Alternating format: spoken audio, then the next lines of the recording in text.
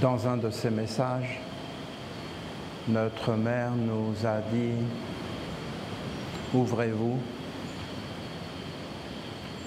ouvrez-vous à vous-même, ouvrez-vous à vos proches. » Et surtout, ouvrez-vous aux esprits, aux génies. Ça veut dire dans les mondes supérieurs, dans les mondes invisibles, dans les mondes subtils. Et là, elle a prononcé la parole, cela a existé, cela n'est plus, mais cela est de nouveau possible. Et après, elle nous demandait de dire ça aux esprits. Et après, elle a dit, l'homme n'est pas fini.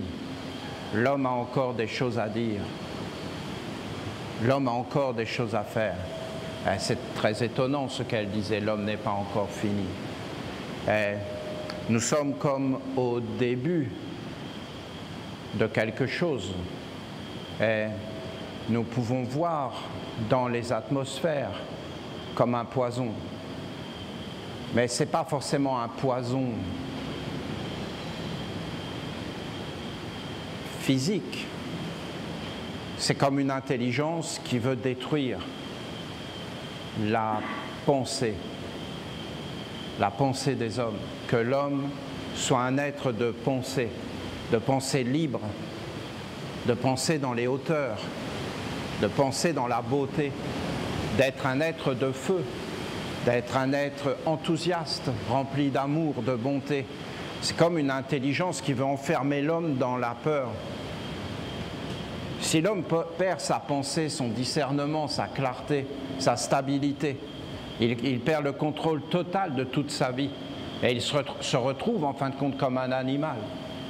Et si vous regardez ce que cette intelligence fait aux animaux, alors imaginez si l'homme devient un animal, qu'est-ce qu'on lui fera? Ce n'est pas d'être alarmiste, car nous, les Esséniens, nous n'avons absolument aucun ennemi. Mais en réalité, ce sont des projets qui existent. Et les hommes peuvent les toucher du doigt parce qu'ils sont dans une grande illusion. L'illusion, c'est ce monde. Et en réalité, quand on est dans cette illusion, c'est réellement dangereux, cette histoire-là.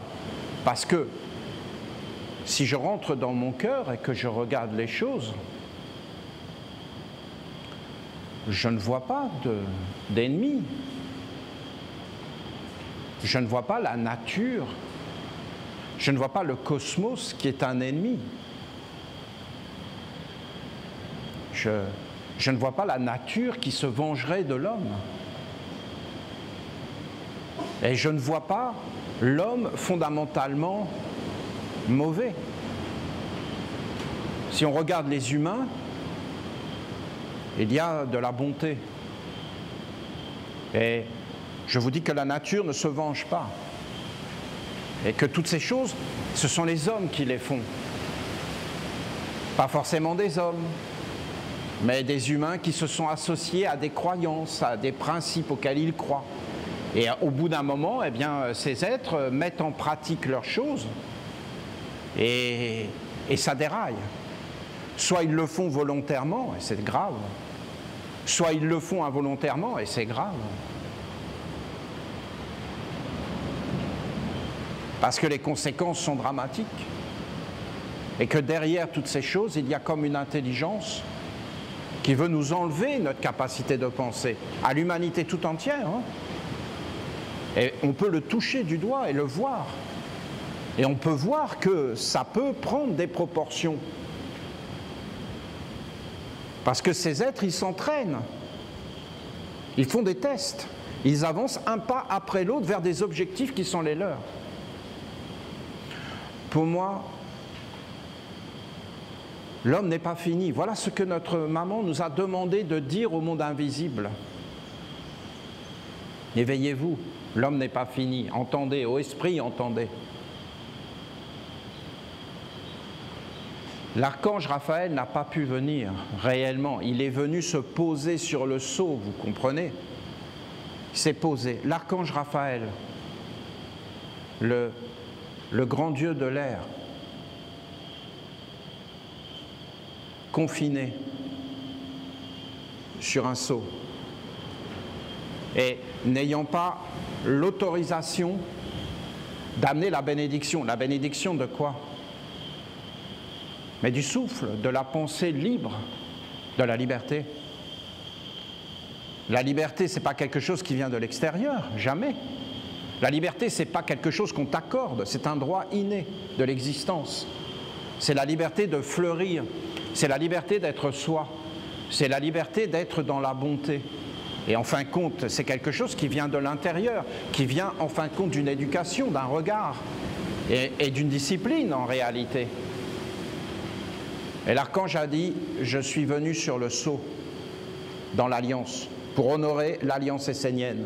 Il est venu sur le sceau et il est reparti. Mais qu'est-ce qu'il a dit dans son message? Il a dit qu'il viendrait bénir toutes les masalas. Ça, je n'avais jamais entendu ça. Toutes les masalas collectives et toutes les masalas individuelles et les maisons. Et qu'il viendrait, tous ceux qui monteront sur le sceau et sur notre tapis de prière, il y a les 4 sceaux.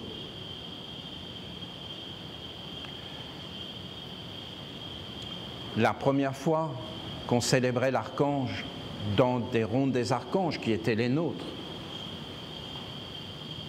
c'était comme une épreuve.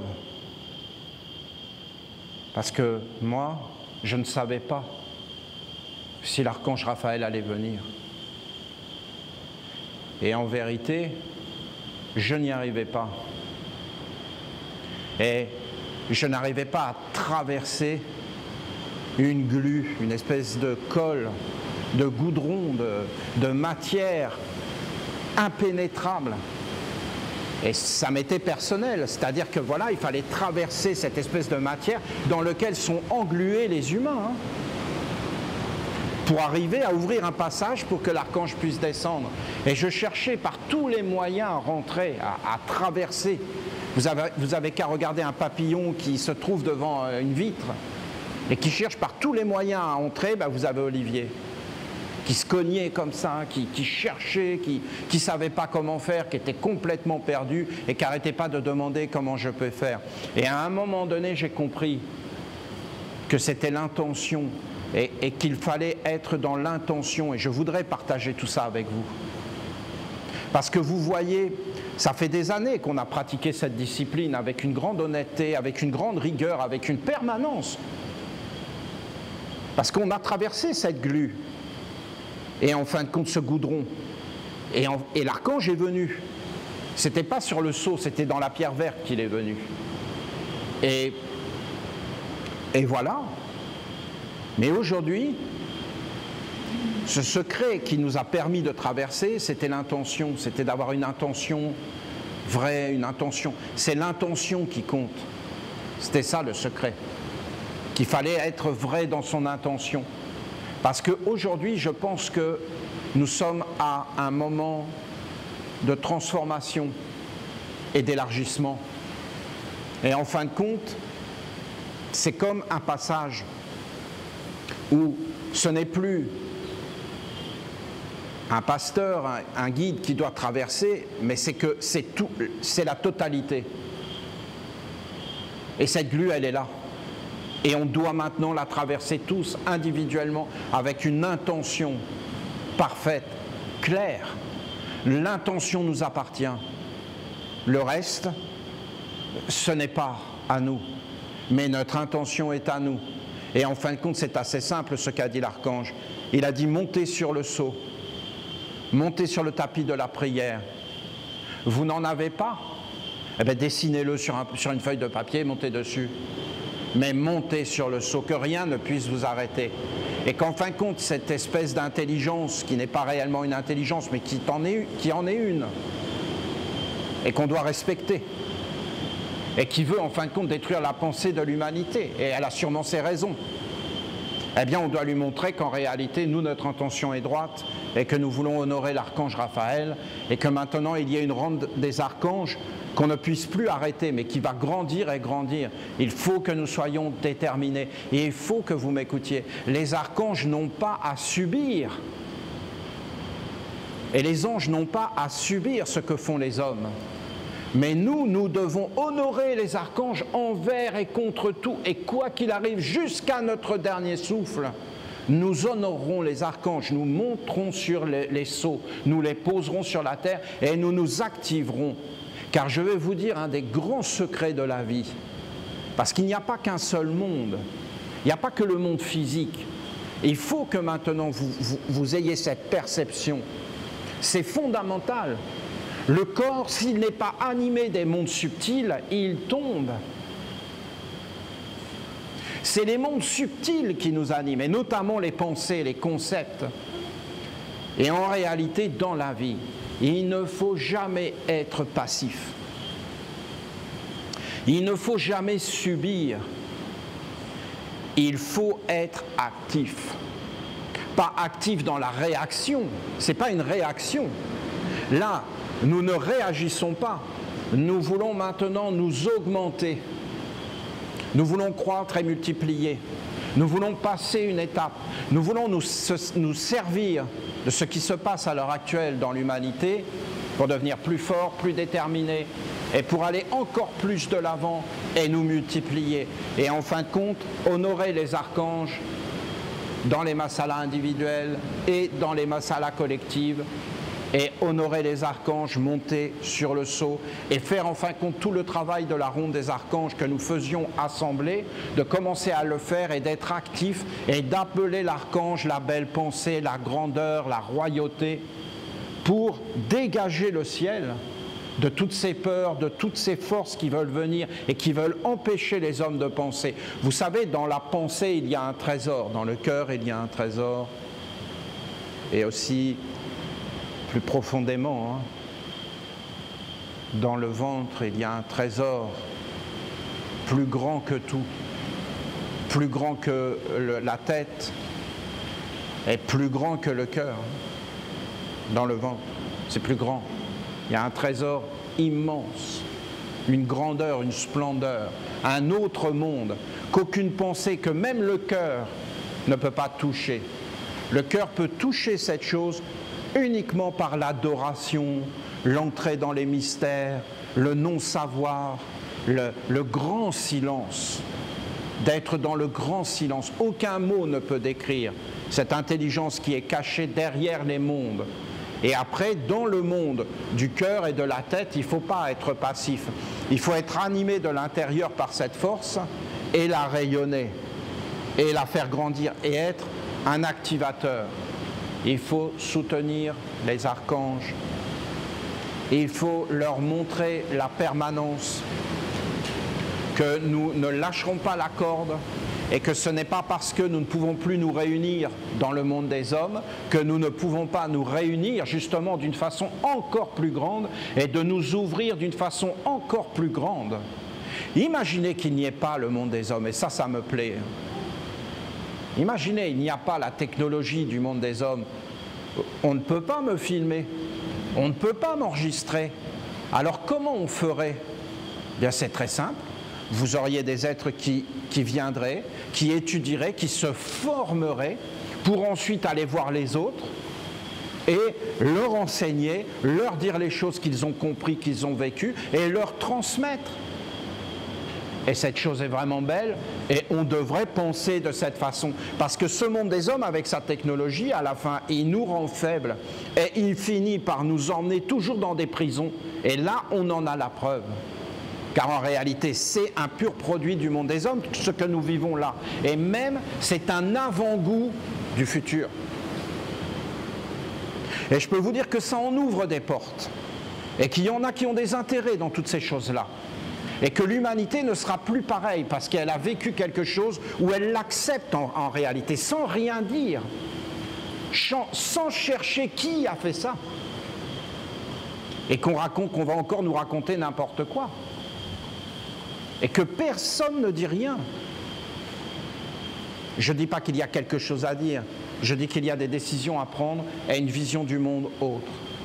S'il vous plaît, notre nation dépend de chaque Essénien. Nous sommes de nouveau dans une nouvelle ronde des archanges. Nous devions faire une alliance avec Raphaël et nous l'avons fait. Et maintenant, c'est notre nation tout entière, dans nos maisons, qui doit monter sur le sceau et qui doit invoquer l'archange comme je vous ai montré et comme les prêtres de la 4e marche vous ont montré qu'il fallait l'invoquer. Et il faut devenir actif et le faire d'une façon simple. Il faut que nous nous organisions et que nous entrions dans une autonomie et que nous soyons capables, où que nous soyons, d'honorer l'archange Raphaël, de l'appeler, de parler à ces mondes invisibles, de montrer que nous sommes actifs, que nous appelons quelque chose comme la paix, comme la sérénité, que nous sommes capables de demeurer en paix, en sérénité, que nous sommes capables de demeurer clairs, de ne pas céder à des choses qui veulent nous envahir, qui veulent en fin de compte nous conduire dans la faiblesse et dans l'esclavage. Mais que nous soyons à l'intérieur, que nous demeurions clairs, vivants et actifs, que nous nous formions, que nous entrions toujours plus dans un apprentissage, dans une étude, pour traverser tous ces mondes des illusions et trouver l'endroit où il y a la sérénité, la grande paix, et d'appeler les grands êtres, et de montrer que nous, les Esséniens, nous sommes fidèles jusqu'à la mort, à l'intelligence, à la grandeur, et que nous la répandons dans le ciel et sur toute la terre. Il faut réellement nous organiser. Il faut, parce que les humains vont attendre le dernier moment où là, ils vont voir l'être qui apparaît et qui leur dit « mais ce sera trop tard ». C'est réellement maintenant qu'il faut que nous nous multiplions et que nous devenions actifs et que nous comptions dans les mondes invisibles. On n'a pas besoin, nous, d'agir dans le monde visible. On a juste à nous organiser. Mais par contre, il faut qu'on devienne actifs dans ces mondes subtils. Et là, nous avons les moyens de le faire, car nous avons une alliance avec l'archange Raphaël qui a dit « Je suis venu sur le sceau. Le sceau est mon territoire. Le sceau est pur. Le sceau est l'alliance. » Réétudier ce qu'il a dit. Et alors, maintenant, les Esséniens montent sur le sceau, prononcent les paroles, étudient, entrent dans l'académie, soutiennent l'œuvre de la nation essénienne, car c'est une œuvre universelle pour le bien de tous les êtres et dans l'alliance. Et ça, je vous dis, ça fera l'équilibre. L'équilibre. Et tous les êtres ne vont pas aller dans la destruction et l'asservissement. Tu sais, tu peux être vraiment en colère. Hein? Tu peux être en colère. Et si l'être te nargue, et il ne te montre aucun signe de repentance, il n'y a plus rien qui t'arrête. Mais si l'être il commence à dire « je m'excuse » et qu'il montre qu'en réalité il peut faire autre chose, ben ça freine. Et peut-être tu lui accordes un crédit. Vous avez entendu les paroles de la mère. C'était bien avant toute cette chose. Hein. Ouvrez-vous. Ouvrez-vous à vous-même. Et parlez, ouvrez-vous. Et dites-leur, l'homme n'est pas fini. L'homme a encore des choses à dire et des choses à faire. Et en réalité, la grande alliance avec la mère, la grande alliance avec le Père, la grande alliance des mondes est possible. Il faut trouver les mots. Il faut toucher. Mais ça ne nous regarde pas dans le fond. C'est assez simple, nous, ce que nous avons à faire. C'est de monter sur le sceau et de célébrer la ronde des archanges envers et contre tout. Qu'on soit confiné, alors on célèbre la ronde des archanges.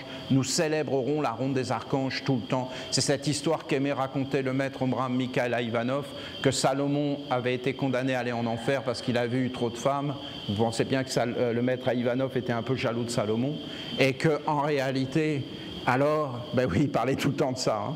Et donc, en réalité, il était en enfer et là, il est en train de prendre des mesures. Et les diables viennent voir et disent, mais qu'est-ce que tu fais? Ben, je vais construire un temple à l'Éternel. Donc ils ont été voir le boss, ils lui ont dit, mais oh, il est en train de construire un temple, foutez-moi ça dehors. Et ils ont enlevé Salomon de l'enfer. C'est-à-dire que rien ne doit nous empêcher de célébrer les mondes supérieurs. Voilà, je ne vais pas vous parler trop longtemps parce qu'on m'a demandé de faire court. Parce qu'on ne peut pas réellement se réunir comme nous faisons. Donc voilà, il faut être comme gentil et respectueux. Donc soyons gentils et respectueux, mais c'est quand même plaisir et bonheur que d'être avec vous. Nous avons planté plus de 300 arbres et nous nous préparons à en planter d'autres. Nous nous préparons à entrer dans les grands mystères des 6 lunes, comme cela n'a jamais été fait. Il se passe beaucoup de choses chez les Esséniens qui nous font plaisir au cœur. Et je vous demande vraiment de traverser cette épreuve. Et maintenant que la ronde des archanges s'ouvre, je parle à tous les Esséniens dans le monde. Montez sur le tapis maintenant avec Raphaël et traversons cette opacité comme on l'avait fait il y a des années. Et maintenant, faisons-le collectivement. Ce sera une grande, grande victoire. Et je suivrai tout cela dans les mondes subtils. Montez sur les tapis, dans les masalas individuels et appelez l'archange comme on vous l'a montré. Et faites-le vous-même. Et prononcez les psaumes qui vont être envoyés. Et dégagez le ciel dans vos maisons, dans les masalas. Et devenons actifs, conquérants. Ne nous laissons pas faire. Amenons la beauté, la splendeur, pas nous les Esséniens, hein. C'est la beauté de notre maman. Et c'est la beauté de nos pères, qui sont d'une beauté éblouissante et qui jamais n'empoisonneront les atmosphères, voyons. Et jamais ne rendront les humains malades. Jamais ils ne feront ça. Jamais la nature ne fera ça. Jamais l'univers ne fera ça.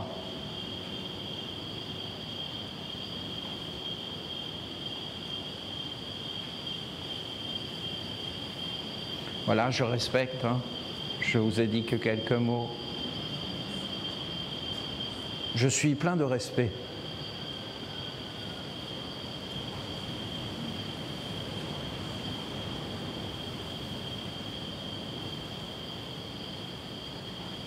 Je ne peux pas faire plus court.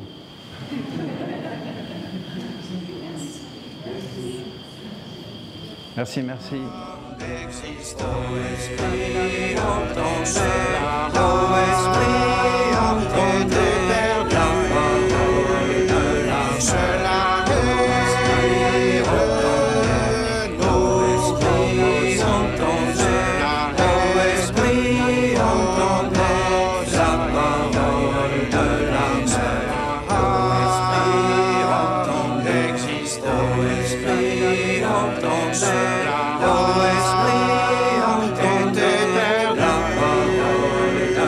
Cela